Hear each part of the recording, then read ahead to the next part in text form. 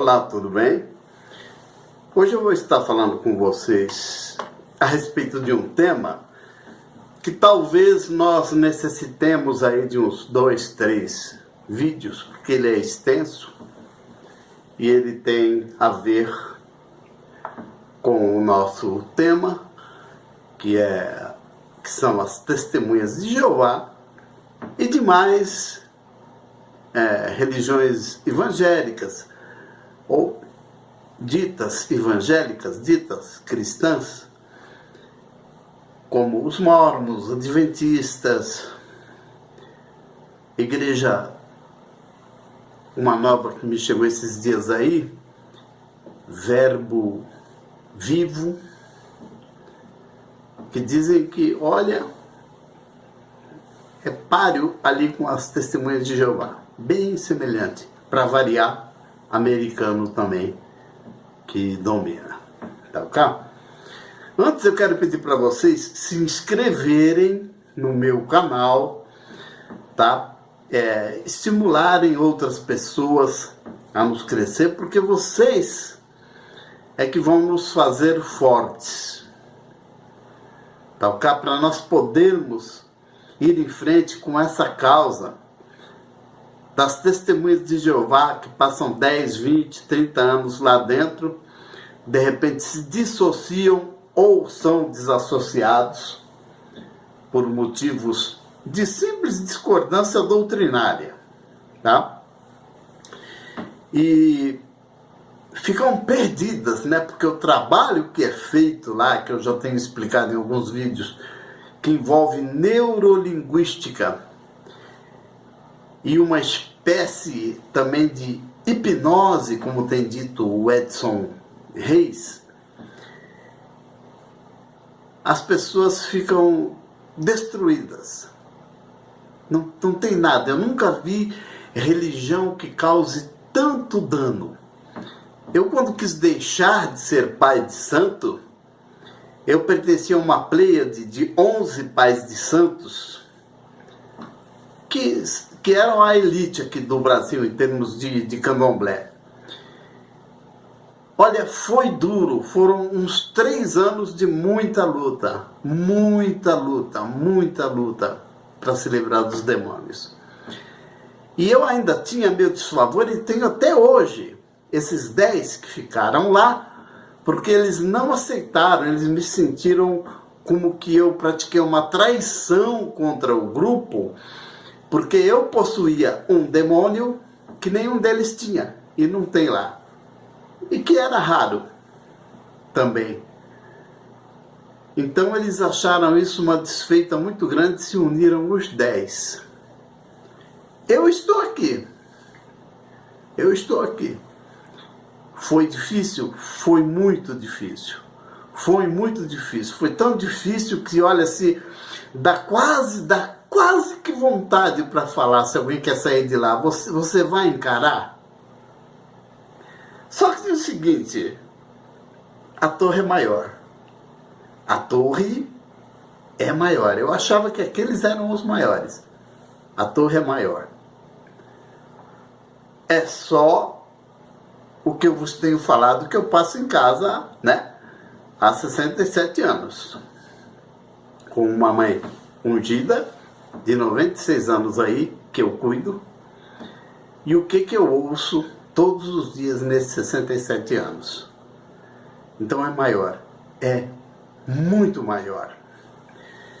Então eu quero pedir para vocês, por favor, se inscrevam no canal, deem like positivo, negativo, não gostou? Negativo, tá bom? Não se preocupe, fique à vontade. Eu queria estar respondendo aqui para umas pessoas, não porque elas mereçam resposta, mas é até porque elas endossam o que eu vos tenho falado a respeito das testemunhas de Jeová, a maledicência, a jocosidade, o pouco caso, o desdém para com as pessoas, porque eles acreditam que eles estão num patamar superior. E quando eles falam com as demais pessoas, eles estão falando com um bando de idiotas. Eles acreditam nisso. fazer o quê? Fazer o quê? Eu luto para desencanar a mente deles. Então, por exemplo, a pessoa vem aí e fala assim, teve uma moça que veio aí, e já, ela não é a primeira que fala, mas fala, ô velho, tal, vai para casa. Bom, velho, eu ainda acho que não sou muito não, porque 67 anos, né, mas esses cabelos brancos aí, essa barba, não. Então, velho até pode ser, se não for vai ser, daqui 2, 3, 5, 10 anos vai ser. Então, eu queria dizer para você, minha querida, é o seguinte, ou querido, né? Eu estou mais preocupado com você que falou isso. Porque para mim, você falou a verdade, eu estou mesmo a caminho, mais dia menos dia eu estou velho. Ou já estou velho. Tá? Nos padrões do mundo atual, claro, você tem toda a razão, já estou. Mas eu fico preocupado com você porque na sua fala o que você destilou mesquinhez, você destilou rancor, desejo de apequenar os outros, desejo de desfazer dos outros, né? E outras expressões, doutorzinho, uma série de coisas aí. Então eu fico preocupado e eu vou apenas responder para você com uma frase que o Ulisses Guimarães respondeu para o Collor, aquele presidente que foi o primeiro a sofrer impeachment anos atrás. Então ele chamou o Ulisses Guimarães, que já tinha uns 80 e poucos anos, de velho gagá.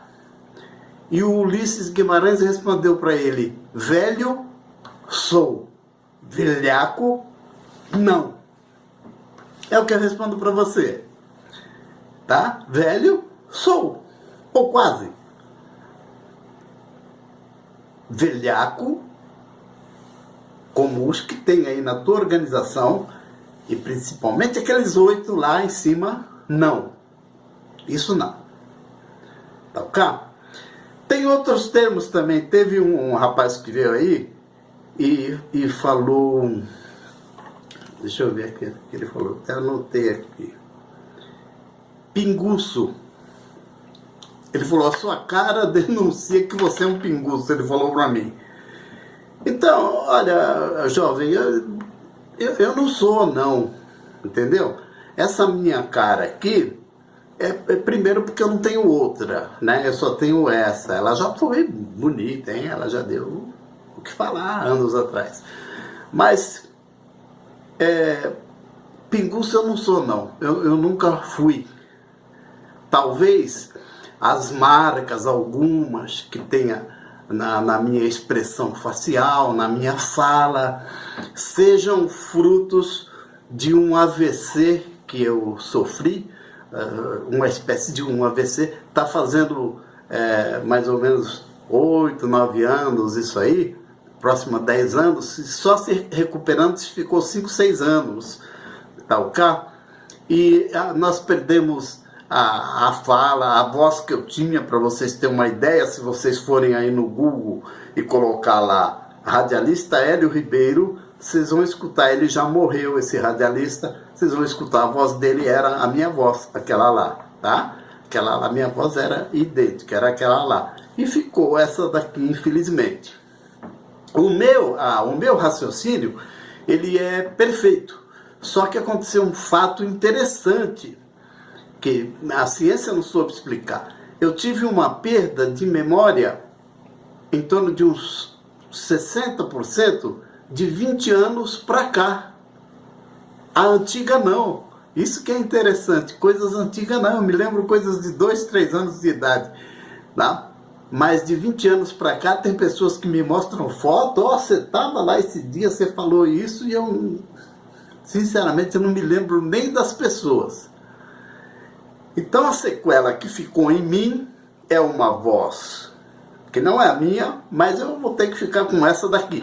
E eu treino falar muito, ler muito alto, exatamente para soltar tudo isso daqui que ficou meio atrofiado, ficou preso, né? Então talvez a minha fala, a minha boca, se eu lambo muito os lábios, também tem a ver com essa necessidade que eu tenho proveniente desse problema que nós tivemos, tá? Então não é de pinga, não. Não sou pinguço, não. Eu não sou contra, eu não sou hipócrita. Você quer saber se eu gosto de um licor? Gosto, tem aqui na geladeira. Tá? Gosto. Ah, não pode a pessoa de Deus? Onde que está escrito? O que Deus não quer é que você seja beberrão. Beberrão é quem anda capotando pela rua. Está no espetáculo público. Isso é beberrão. A palavra de Deus, ela diz: todas as coisas me são permitidas, porém nem tudo convém. Eu tomar o licor aqui, eu posso? Posso. Embebedar, mas nem em casa, tá? Agora, eu posso tomar o licor lá no boteco, lá no bar? Posso, mas tá aí uma das coisas que eu posso, mas não convém. Por quê? Porque a pessoa vai falar: olha lá o homem de Deus lá, tomando no balcão do bar. Então eu posso, mas não convém. Inclusive, dias atrás, eu fui levar uma encomenda da minha mãe numa casa de um pessoal aí, testemunha de Jeová, e uma menina, uma criança que estava lá, eu pedi um copo com água para ela, que eu estava vindo da roça, estava suado, então eu pedi um copo para ela, ela abriu a geladeira e eu vislumbrei lá dentro da geladeira 51, uma outra que eu não identifiquei, um garrafão de vinho. E o ancião veio correndo preocupado, fechou a porta da geladeira e veio se explicando. Falou para mim: não, isso daí é para fazer remédio e tal. Eu falei: do que você está falando? Aí ele pensou que eu não vi mesmo. Aí ele falou: tá tudo bem, esquece. Entendeu? Você veja que bobagem. Então, se ele estiver me vendo, você quer saber se você está pecando? Não, ancião, não está não. Agora, se você se embebedar, ou se você for tomar no boteco da esquina, você está, porque você está manchando o nome de Deus. Porque as pessoas vão falar: olha lá a pessoa de Deus ali, o homem de Deus. Eu falei: mas aí na sua casa não, tá? Tem posições aí ao contrário? Tem. A maioria são hipócritas. Vai de surpresa e olha a geladeira dele, se você vai ver que não, se não é verdade isso daí que eu vos estou falando, tá bom? Então, o pinguço não é isso não, tá, jovem? Eu não tenho nada contra, mas eu não sou, tá bom? E a cara, talvez, aqui de pinguço também, quando fui policial, eu fiquei vários anos, os caras falavam assim pra mim: puxa, você fuma uma maconha todo dia, hein? Eu falei: mas de onde você tira isso? Ele falou: os seus olhos, a olheira, tal. Mas eu nunca fumei maconha. Para dizer que não, eu fumei uma vez quando eu era policial para experimentar. Até hoje eu não consegui entender qual é o benefício que os caras veem nisso, da sono, da fome, sabe? Eu não consegui entender. Agora, cocaína não. Cocaína é uma maravilha, é o céu. Eu cheirei uma vez. E quando eu vi que eu achei tudo isso, eu senti tudo isso, nunca mais. Porque eu vi ser imediato. Então eu percebi: eu vou ficar na mão disso? Não. Aliás, eu não tenho nenhuma situação escravizante.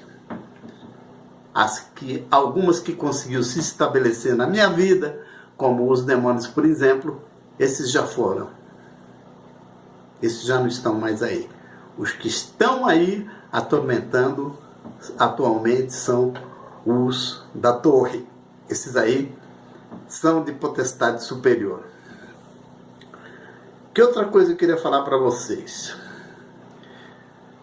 Teve uma pessoa aí que andou lá ameaçando o ancião Edson Reis. Mandou um e-mail lá ameaçando para parar de falar, para pegar leve, essas expressões aí. Depois ele falou mal de mim, que ele estaria mal assessorado. Ele falou mal de mim. Isso não me importa. Eu só me importei com a ameaça. Então, eu vou dizer o seguinte para você: se você falou de mim é porque você me vê aí, tá ok?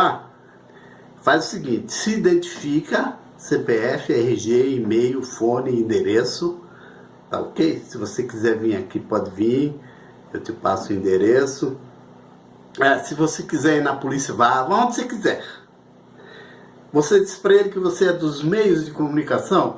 Vamos supor que você seja o máximo. Você é dono de uma emissora de televisão, da Rede Globo. Vamos supor logo assim. Tá? Você é dono da Rede Globo. Hipótese. Você é o mais alto em termos de comunicação. Você não é o porteiro lá da Rede Globo, porque a gente não sabe o que você faz no meio de comunicação. Mas vamos colocar que você não é o porteiro, você é o dono da Rede Globo. Ou então, para ficar melhor seria se você fosse um general, quem sabe, 4 estrelas. Se você for um ministro do Supremo Tribunal Federal. Você sabe por que eu estou falando isso? Porque eu gosto de gente grande. Os passos que eu dei na vida, o pouco que eu consegui caminhar, foi porque eu fiz o seguinte: eu sempre procurei ambientes onde eu era o menor. Até hoje eu sou assim. Eu sigo aquilo que Jesus fala: se você vai num lugar, não senta lá na frente que você pode passar uma vergonha do dono da festa vir e mandar você vir mais para trás. Senta nos últimos lugares e espera que te convidem, tá? Eu sempre preferi os piores lugares. No local onde eu trabalhei, tá? Quem quer escolher um local aí? Onde ninguém quer ir. Me manda para lá. Se eu for numa conferência, eu vou em conferências onde, quando eu olho o nome de todos os participantes, eu vejo que eu sou o menor de todos eles, socialmente. Tá? Então eu conseguia me aliar e aprender alguma coisa, não procurando facilidades, e sim procurando estar em ambientes onde eu era sempre o menor. Me incomoda sobremaneira eu estar num ambiente em que todos estejam no mesmo nível ou abaixo, tá? Porque abaixo eu gosto de ensinar as coisas que eu domino. Eu domino aí umas 6 ou 7 matérias, na maioria jurídica, e mais uma vida empírica, né? Uma experiência empírica de vida, como bombeiro, que eu fui inicialmente, depois policial civil, depois advogado. Eu prestei, na verdade, mais ou menos 50 concursos públicos. Eu passei em 19. Se eu fosse um gênio, eu teria passado nos 50, ou pelo menos em 49, vamos dizer assim. Eu passei em 19. Eu tomei posse e entrei em exercício em 3 desses 19 que eu passei. E também pedi demissão dos 3. Tá, o cara, quando não me convém. Um dos concursos que eu quase tomei posse foi nos anos 80. Eu passei para juiz no estado de Goiás, para juiz de direito, e já tinha tudo tomado posse, tudo, só faltava o último ato entrar em exercício. Eu fui mandado para uma comarca lá, bem no sertão de Goiás, uma comarca em que o juiz faz tudo, né? Ele faz tudo, é um juiz único que julga tudo, até ação trabalhista, até questões eleitorais, militares, ele julga tudo. É onde o juiz fica bom, eles deixam uns 10 anos do juiz lá, o juiz fica bom de lidar com coisas muito diversificadas. E eu me lembro que eu cheguei lá numa terça-feira, e o juiz lá tinha pedido aposentadoria, então ele ia me passar, né, a vara, e ele começou a me mostrar lá todos os processos que tinha na vara acumulativa, que até então ele era o comandante, e foi me inteirando, andando no cartório comigo. Isso foi na terça que eu cheguei, à tarde, depois foi na quarta, depois foi na quinta e foi na sexta. Na sexta, finalmente, Eu ainda iria passar mais uma semana lá até ele ir embora, né? Na sexta, finalmente, ele me levou novamente no cartório e tinha um quartinho lá no cartório que ele pediu a chave para a escrivã-chefe, abriu e me mostrou os processos lá. E ele me disse assim, olha, esses aqui é tudo de poderoso da cidade. Ele falou para mim, é tudo de poderoso. E é poderoso contra poderoso. Ele falou, eu estou empurrando com a barriga há 30 anos, não decidi nada.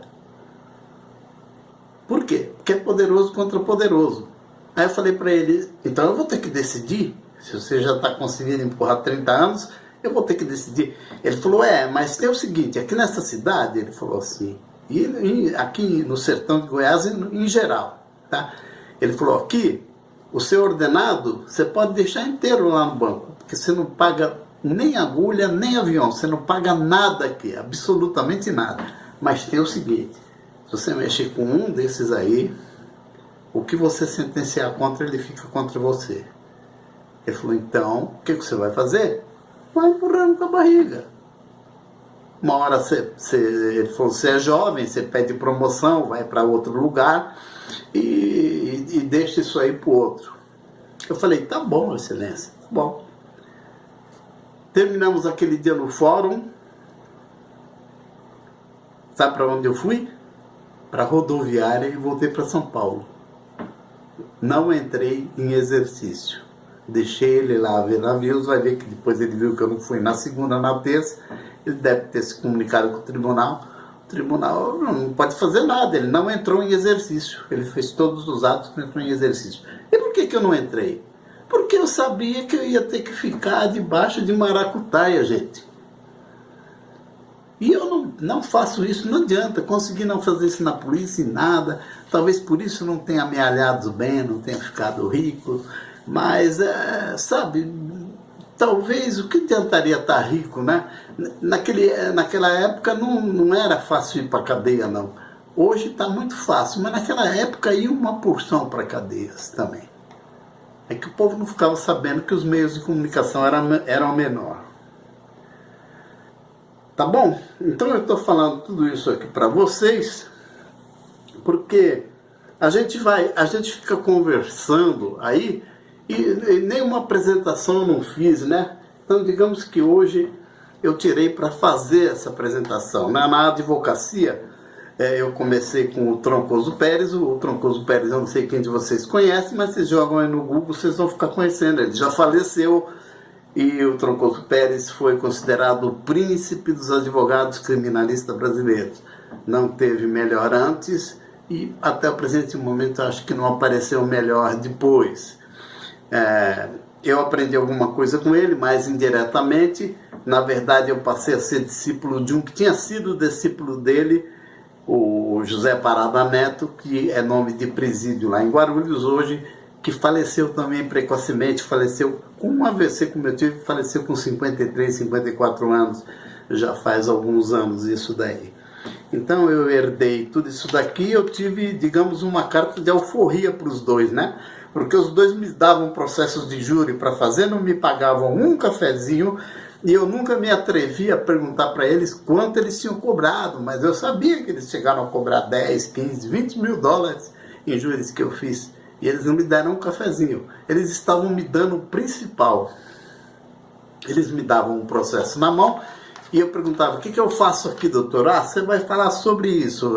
Você vai falar sobre a legítima defesa putativa, por exemplo, tá? Ele me falava um instituto, mas quem ia estudar na lei e a argumentação era eu, tá? Quando eu cheguei neles, e o que eu faço aqui nesse processo? Eles falavam, faz o que você quiser, eles já estavam me dando a carta de alforria. E é para onde eu fui, acabei fazendo 900 júris, na verdade uns 800 dele de graça, tá? De graça, e digamos que os que eu ganhei no 100 último pagou pelos outros, tá bom? Então, isso por quê? Porque a questão toda que nós estamos enfrentando agora em relação a esse fato das testemunhas de Jeová é pela justiça brasileira. Tem um livro aqui, ó, vocês vão ver. Justiça Sisuda e Jocosa, desse autor que está o nome aqui em cima. Tá ok? Ele retrata bem o que você enfrenta, principalmente diante de uma justiça que está diante da prática de estelionatos e não faz absolutamente nada. Verdadeiros estelionatos religiosos e não faz absolutamente nada. Qual é o tema que eu vou falar hoje? Hoje eu vou estar falando a respeito da prostituição, na essência, o que quer dizer esse termo, que todo mundo, quando se fala em prostituição, já imagina uma mulher na esquina rodando bolsinha. Não, a coisa é vasta, tá? E eu vou falar para vocês do ponto de vista das religiões, como elas procedem, tá? É uma vergonha o que as religiões, quase todas, ditas evangélicas, e principalmente as Testemunhas de Jeová, que ela diz que não é evangélica, que ela é cristã, que o resto é cristandade, tá?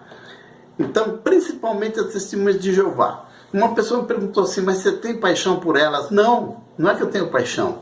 Sempre tudo eu vou estar pondo na frente as Testemunhas de Jeová por uma razão muito simples. Primeira, porque eu conheço há 67 anos. Você que fica falando bobagem, se quer aprender, eu te ensino sobre a tua religião. Você não sabe. Tá ok? Conhecer uma religião é você conhecer desde a fundação. Tá? Você saber tudo o que passou, o que aconteceu, não aconteceu, como vem sendo o desenrolar dela. E não coisas que não te contam. Você não fica sabendo, você sabe disso. E por que as Testemunhas de Jeová? Exatamente, primeiro, porque eu conheço 67 anos. E segundo, porque eles apregoam alto e bom som. Nós somos os únicos que somos pessoas de Deus. A nossa organização é cristã e é de Deus. O resto é cristandade, eles põem tudo no mesmo saco. Macumbeiro, esotérico, as outras igrejas evangélicas, eles põem tudo no mesmo saco. Todos os outros juntos são cristandade e são do diabo. Muito bem. Então, cada vez eu vou aperfeiçoar mais em cima de vocês. Porque se vocês chamaram para si o atributo da perfeição e de serem única religião de Deus na Terra, de serem a organização de Deus, então, meu amigo, você tem que estar na frente das outras. Você tem que ser perfeito. Você não pode cometer as mesmas besteiras que as outras fazem. Não podem. Ora, vocês são os únicos de Deus.